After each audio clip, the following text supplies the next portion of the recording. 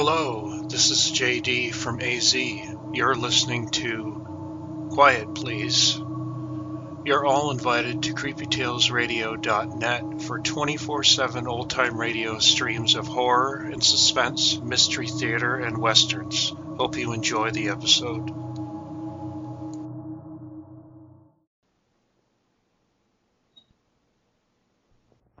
Quiet, please.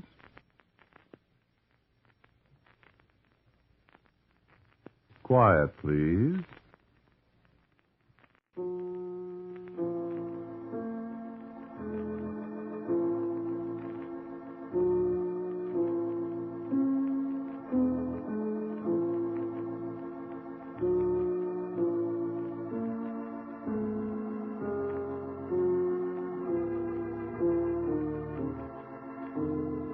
QuietPlease.org presents Quiet Please, which is written and directed by Wyllis Cooper, and which features Paul Nerum.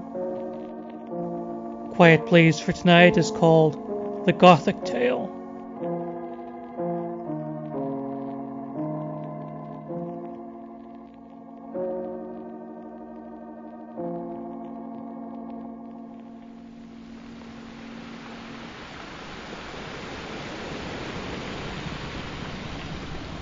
Listen to the sound of the sea.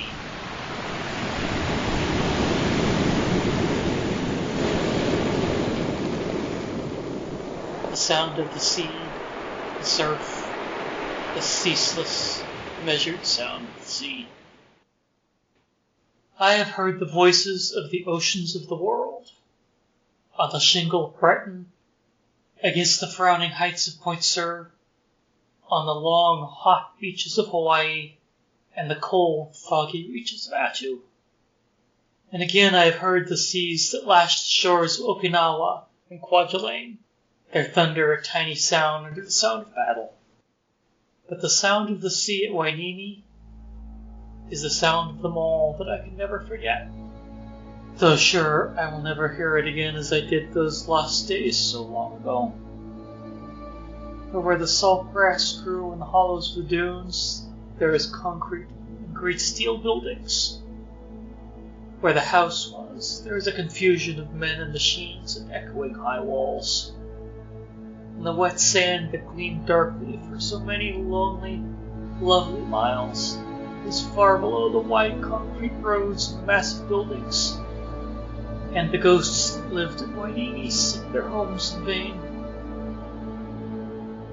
Still, the rocky islands, Grim Anacapa and hapless Santa Cruz and the little nameless ones, still they gaze lonesome to the mainland. And the bones of Juan Rodriguez Carrillo rest in hard-won peace, somewhere between the wind and water. And the seagulls scream and wail above the place that was once a desolation, but is not a city. And there are those who mourn for the lost, windy loneliness of Wainini, where it is gone and vanished utterly. Great ships nudge the piers where the reefs of the city turns and the pelicans forage so long ago. Now Dawn and I have wandered among the dunes for many a sunny day. Many a sunset saw us seeking shelter wearily enough that summer. Dawn with his easel and paint box, I with my camera and all. For that was the summer Wainini was the subject of our pictures, and there were many. And this is the tale, I suppose, of what we pictured, Dawn and I. In our blankets beside our battered car at the edge of the broken road in the cold night, we lay and watched the high stars wheel above us, mighty Orion and the Bears, and the endless mysterious arch of the Milky Way. And the sound of the surf was always behind our low voices as we spoke of many things. It was like this 1,000 years ago.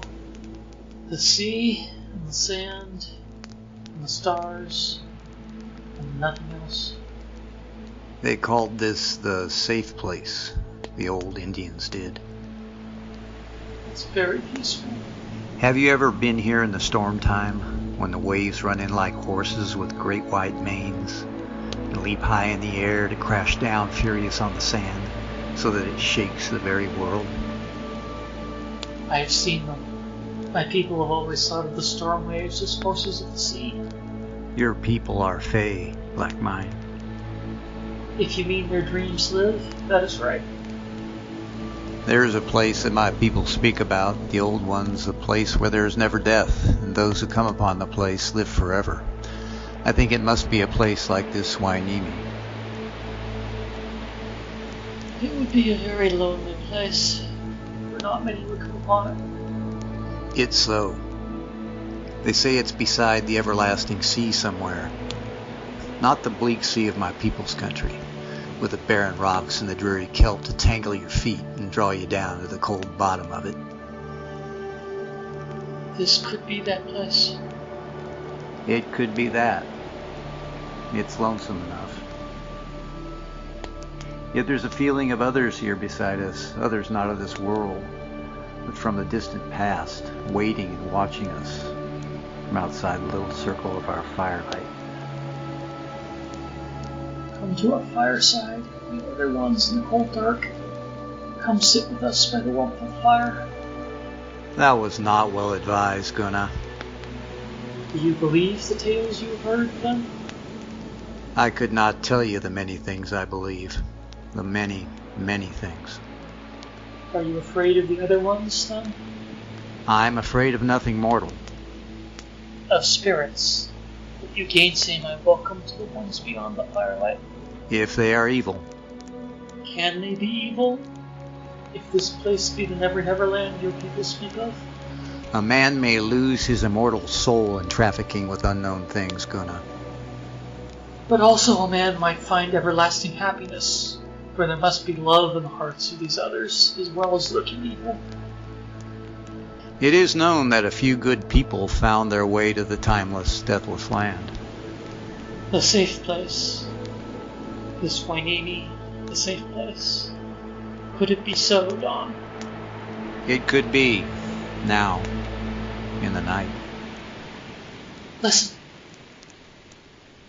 What is it? In the sound of the sea, there is something more. A voice. Listen. A voice that you heard? The voice of one of the others that you called to us? Look to the sea. There is nothing. A white thing in darkness. Will you go to sea? Come with me. And we rose from our blankets and stood a moment shivering in the keen little wind of the night. And Don caught up a branch from the fire for a torch. And together we walked down to the place where the sand met the water. And there was nothing. No white figure in the boiling surf. No person in that place save us two. But as we turned to go back to our little fire, Don raised his torch high, and he called to me. Gunnar, come here. I came to his side, and he stretched out his hand to the smoothness of the beach beside him. And on the wet sand were footprints, bare footprints in the sand, and the footprints came up out of the sea. In the flickering red glow from the torch, we traced these footprints, so that now there were 3 sets, Don's and mine, and these of the outsider. And the trace went straight up to the edge of the glow from our fire, and there we saw deeper prints where she had stood, for we knew it was a woman. The prints were tiny and delicate in the rough sand, where she had stood, and perhaps listened to our talk. And then the footprints moved away again. And when we followed them, we found they had returned to the sea. And that was all that night, for though we sat sleepless and silent till the sun rising behind the dunes warmed our backs in the morning, there was no sound nor no sight of another at Wainimi that night.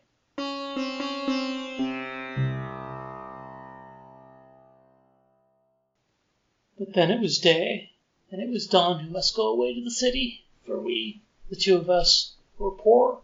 And there was work to be done to pay for our long days on the sands of Wainimi.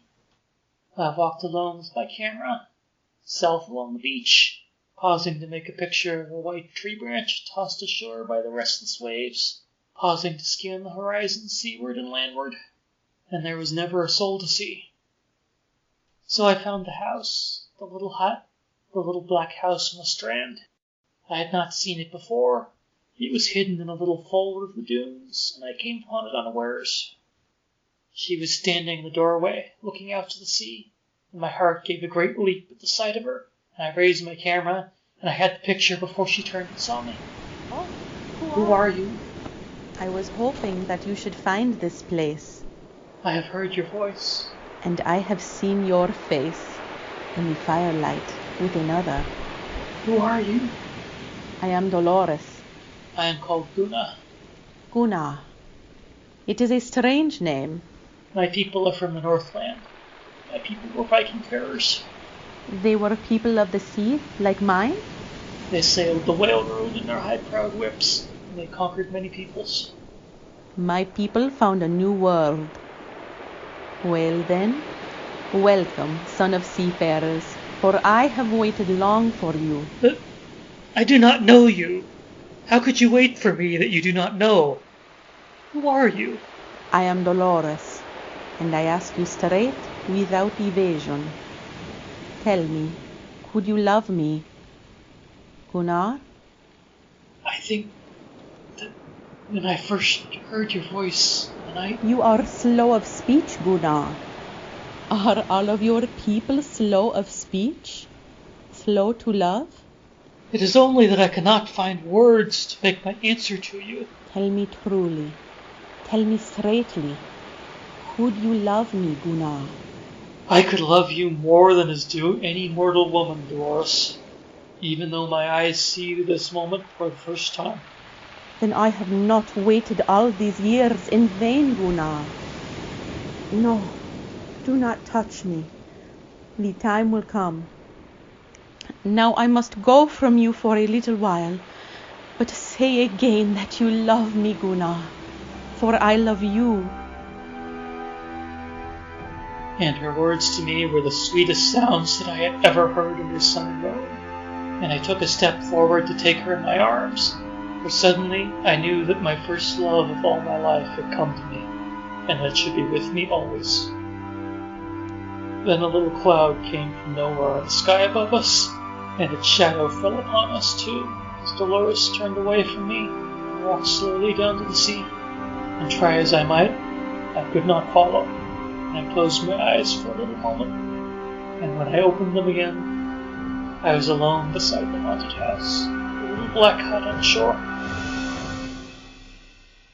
And in the evening dawn came again, and I led into the little house, and we made a little driftwood fire, and we ate the provisions he had brought.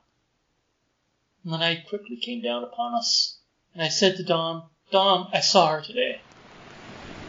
I wondered. I saw her at this house. It was no daydream? No, I saw her, and I heard her voice. In the light of day. In the light of day, I saw Dolores and spoke to her, and she to me. Dolores. She loves me, Dawn. She said she loves me. And you? What did you say to her? Why, I said I love her. I warned you last night under the stars, Gunnar. Warned me? There is many a tale of those who invite the outsiders to come and sit with them, as I have told you. There is lore that one who plights his love to one of the outsiders is in danger of destruction. I love her. Does man fall in love so sudden? There never was such a thing, Dawn. I love her. You touched her? No, she went away. Away, then? Back into the sea. There was a little cloud over our heads. And... Well, then... What well, then? You dreamed in the sunshine. No. Sure, you dreamed in the sunshine. And in your dream you remembered the footprints that led down to the sea. And it was all a dream, Gunnar. Sleep, Gunnar. And you'll dream of her again. It was no dream. I told you the tale of the timeless land, and you dreamed. Was it a dream last night? No. Why, I have proof that I saw her, Dawn. I remember, Dawn, I made a picture of her, standing in this very doorway. Show me the picture and I'll believe it was no dream then.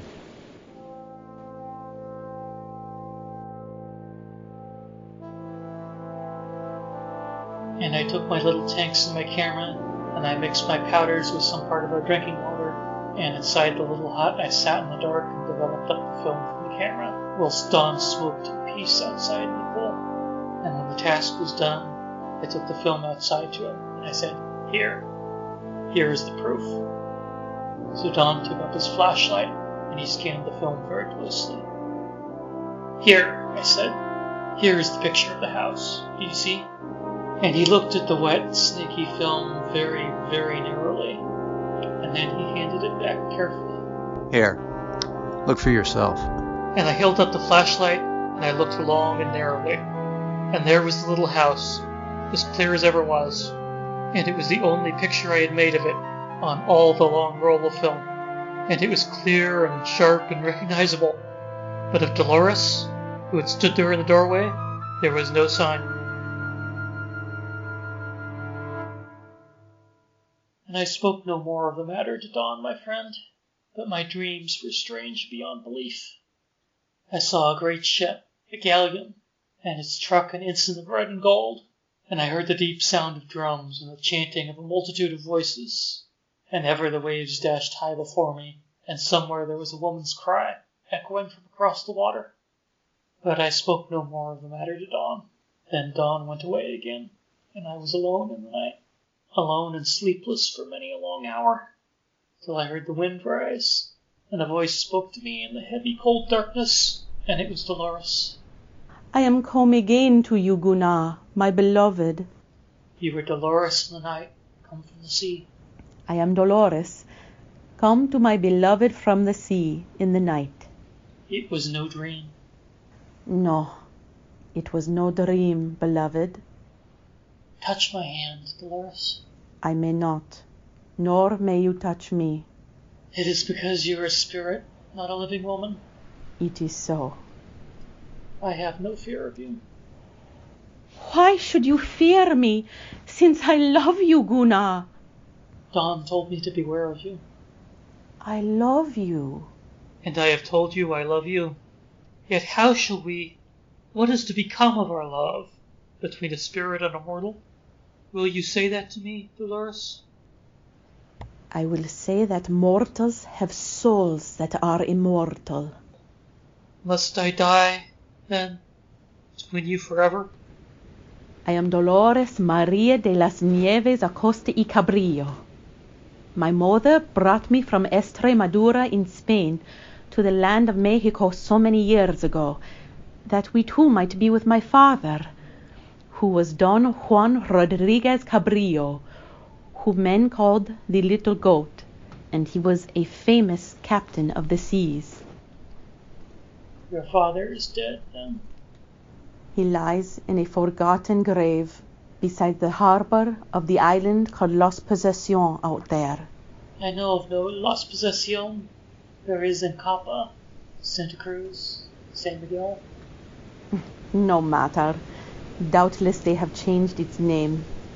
I will tell you Juan Rodriguez Cabrillo is dead these many years, and I, his daughter, have watched over his grave. He died that January morning in the cold rain, and we put into Los Possessions, and there they buried him.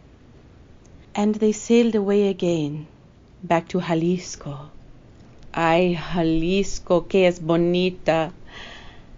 And I shall never see Jalisco again, for I must stay in the land of Huaynimi, the safe place, the timeless place, forever.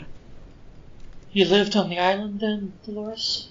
See, for I would not leave my father's grave. My mother, she died before we set out for the land of California, and there is none who remembers me in Jalisco. Thus I am bound to this place.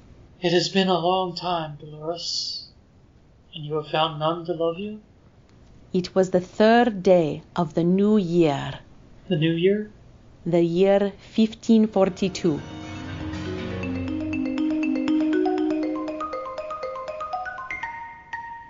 And nigh unto 400 years have I lived on that bleak island.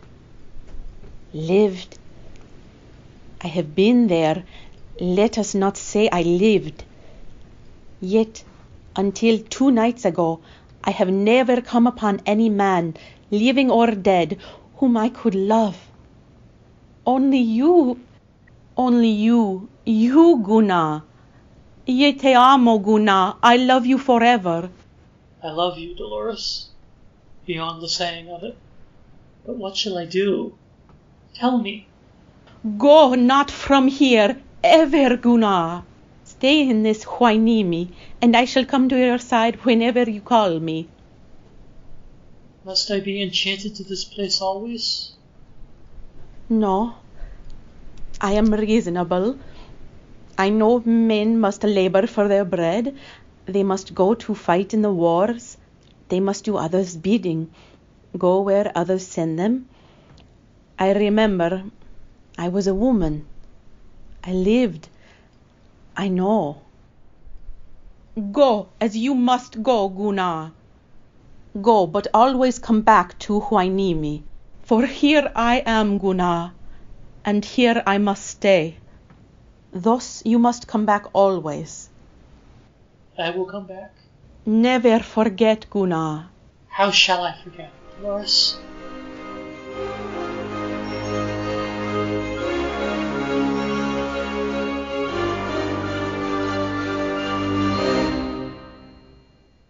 It is a very sharp-horned dilemma. It is a very strange thing.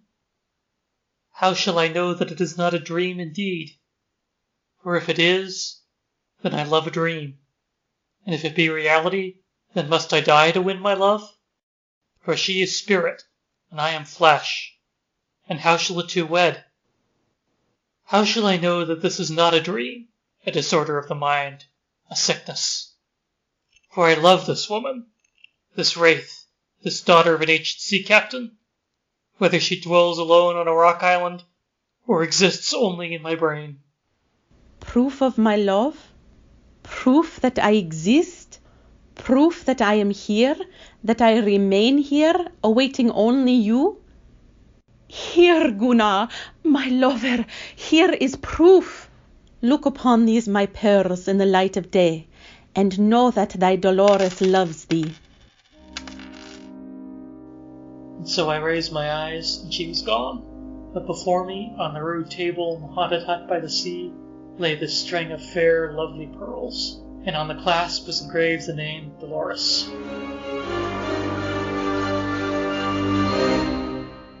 So it seems to me that I did not dream.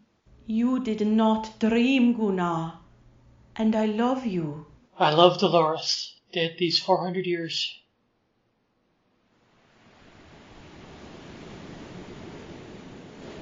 They are very real pearls, Gunnar. And priceless. Priceless? Tell me, Dawn. Speak to me out of your wisdom, for you are Fae also. Tell me what to do. You are much in love. I am much in love. You think of doing away with yourself. It is in my mind. So that, being then a spirit yourself, you and Dolores... Yes. No. You say no? I have heard it said that it is the surest way to utter destruction. So have I heard it. But Dolores... It is a dark and bitter thing, Gunnar, yet you must wait. How shall I wait? I cannot counsel you, save only in this matter. Do not destroy yourself, for if you do... But if I live, I become old and wasted. No. She will forget me. She has waited nigh unto 400 years, Gunnar. But if I must go away from here? I will help you come back, Gunnar. If I grow feeble and sick and cannot remember? I will remember, Gunnar, for I am your friend. I will remember. You believe then, Dawn? Yes, Gunnar, I believe. And I shall remember. You have sworn it, Dawn. Send Gunnar back to me.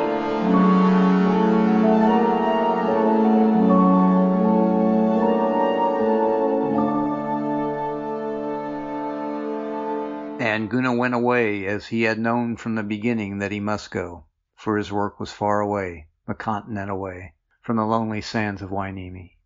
And he told me he would come back as soon as he could arrange his affairs, and he would stay then forever till he died, on that lonely, haunted place. And time wore on, and in his letters he spoke always of the sand and the sea and the stars and Dolores. And I walked often alone, too, on the sands of Hueneme, in the little Oxnard cemetery hard by where the tall eucalyptus trees weep over the gray headstones in the winter rain. And of a lonely night on the shore, I felt a presence near me, and I cried out to the wind and the surf, "He will come back, Dolores. I will keep my promise." And always over the sound of the wind among the dunes, a voice answered me. Remember, remember, remember. A year went by, and a year, and a year, and the lightnings of war struck, and I knew that I must go. For were not my forefathers fighting men at the sea, and I had none to hold me back. I was an orphan, neither brother nor sister, only my friend Dawn. So I became a seafarer again, but this time a very strange one, for they put me for my knowledge in the sea bees, and I was content, and had not seen Dawn all these long years, and many things had crowded into my mind and my life, and it had been many months since I had heard from him. But always the thought of Dolores had been in my mind, and I dreamed of her so many times, and thought of a happy day when I should return to her forever.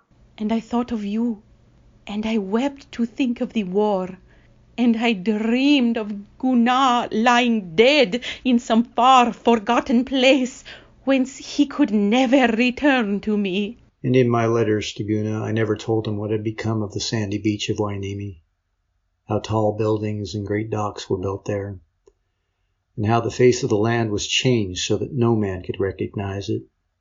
How could he come back to Hueneme now? It is gone, the trysting place. The old haunted house is gone, and the sea thunders against high walls, and...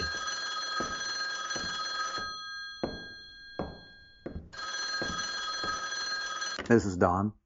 Dawn, I go to the South Pacific. Gunnar! And Dawn, hear me, Dawn. I'm coming to Hueneme. I'm sailing from Hueneme. I'll see Dolores.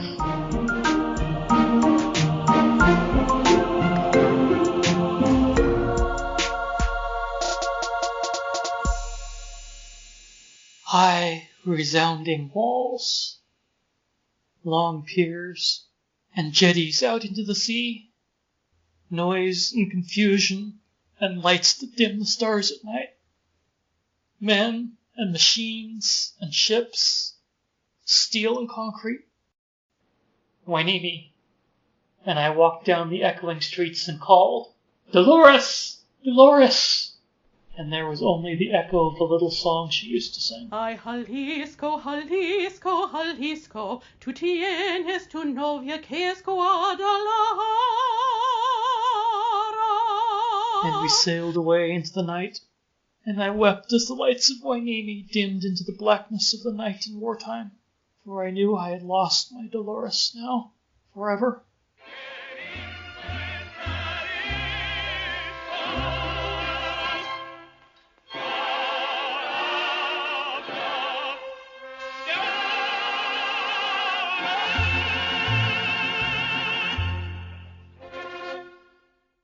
And I stand in the rain-drenched little Oxnard cemetery hard by the great bustling port of Hueneme. And there is a sound of weeping, a woman weeping in my ears.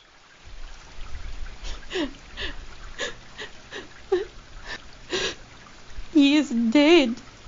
He is dead on a far, far island, and I shall never see him again. Oh, Dawn, Dawn, I loved him so. I have not forgotten my promise, Dolores. Here in this place is Hueneme too, isn't it? Why, this is Hueneme. All the great houses, and the ships, and the... Why, this is Hueneme. Look up, Dolores. Look up at the gate. Soldiers, and sailors, and a coffin with a flag on it. I have kept my promise, Dolores. Gunnar! Gunnar! You've come back to me!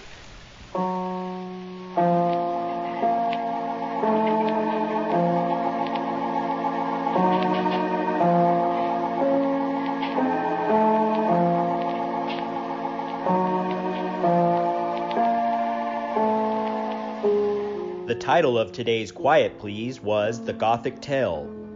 It was written and directed by Wyllis Cooper, and the man who spoke to you was Paul Neeram. And Paul Moss played Dawn. Dolores was Colleen Meyer. Kenny Robertson was the announcer. The music for Quiet Please is courtesy of freepd.com. Sound effects courtesy freesound.org. Now for a word about next week's Quiet Please. Here is our writer-producer, Wyllis Cooper. Thank you for listening to Quiet Please. Next week, in response to many requests, we are bringing you a Christmas story many of you heard last year. Berlin, 1945. And so until next week at 5:30 Eastern Standard Time, I'm quietly yours, Ernest Chappell.